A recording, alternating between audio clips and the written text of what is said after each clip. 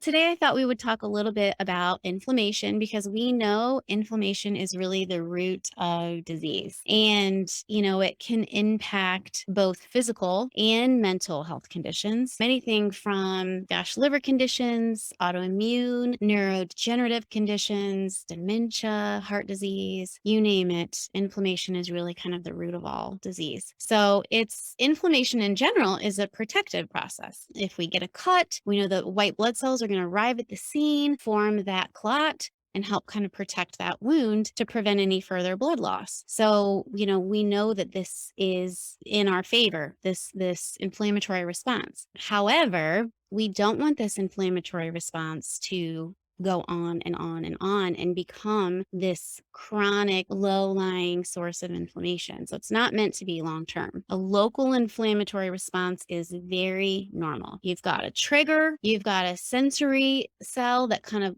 sets the alarm, and you have an upregulation of the immune system for this inflammation. But what happens is we want down regulation then in homeostasis after that, inflammatory trigger. So triggers could be anything from a chemical trigger to a mechanical trigger, such as an injury, trauma. The trauma could be physical or mental. We could have cellular debris, so poor detoxification, whether that's through genetics, poor clearance. We could have pathogenic microbes, so gut bugs that we have. Could be abnormal blood sugar levels, so kind of a dysregulation in managing that blood sugar. And then, of course, toxins are everywhere. We're living in a toxic soup. It's from the air we breathe, the chemicals that we put on our skin, the cleaning products that we use, the food that we ingest. It's everywhere. And so over time, it can create this DNA damage, this oxidative stress, and we can also have some genetic variabilities that predispose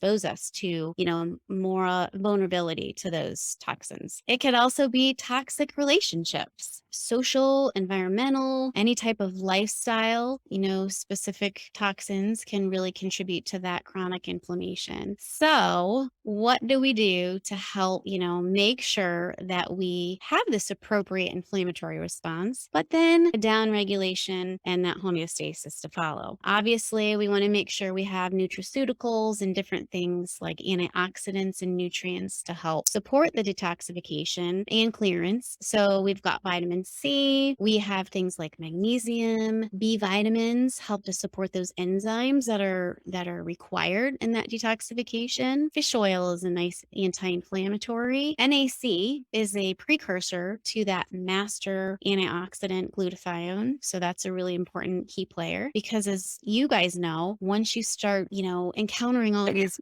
toxins, those really kind of take up all of that glutathione reserve. And if you don't shut that off and you don't create a pathway to optimize your body's ability to detoxify and refuel, then you're going to use all that glutathione reserve. So glutathione's a great one. Food, definitely food. So we want to decrease the inflammatory load. Sugar, artificial sweeteners, gluten, dairy, foods that are non-organic. We've talked about this, the environmental working group Clean 15 and Dirty Dozen. I usually at least try to follow buying organic off of the Dirty Dozen, but all those pesticides and herbicides and even hormones that they put into the dairy and the meat products can impact that total inflammatory load. And then lifestyle, of course. Are you sleeping well? Are you getting 8 hours of sleep? Is it a restful sleep? Are you tossing and turning, thinking about the to-dos for the next day? Do you wake up having to hit the alarm clock, snooze several times in the morning? Do you have sleep apnea, and which could be contributing to an impaired sleep hygiene? So sleep is huge because that is the time where we're really focused on that rest and restore and that cellular rejuvenation. So absolutely sleep is vital. And then stress management. What are we doing to manage all of the stressors that are coming our way? I know this weekend we had 8 soccer games, 4 basketball games, 3 different cities, just boom, boom, boom, boom, running. And I know my sleep was disrupted. I didn't probably eat as well because we were on the road and hydration was poor because I was in the car. So all these things that you have to think about and make sure that that always maintains the priority is focusing on I have to take care of myself before I can take care of anybody else. So even me as as a functional care provider, we need reminded of that from time to time. So that's key. Let's see. So we talked about stress reduction strategies, different things like meditation, guided imagery. We've talked a lot about box breathing. All of those are ways that interventions that we can incorporate to kind of dampen that reactive response when we encounter those stressors. So that helps us to kind of, mitigate that stressful response. And then of course, part of that dietary, those inflammatory triggers are also the cheap oils, safflower, sunflower, canola, all of those cheap vegetable oils really contribute to that toxic burden as well. So we really want to focus on what is the main issue at hand. What is the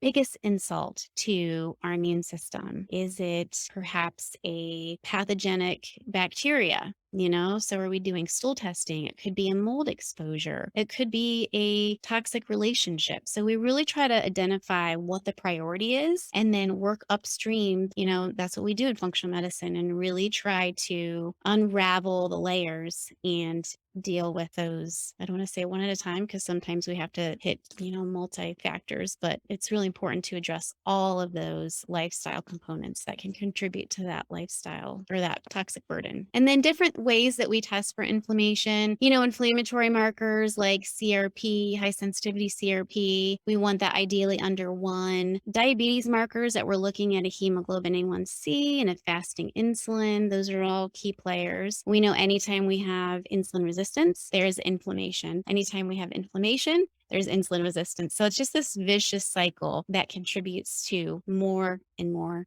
of that disease process. We can also check your omegas through a specialty test, so we can see the omega-3 and omega-6 balance. So lots of different ways that we can look at what your inflammatory load is on laboratory data. And then we can also, take in your symptoms and dissect those and evaluate the whole picture to really determine where we start first.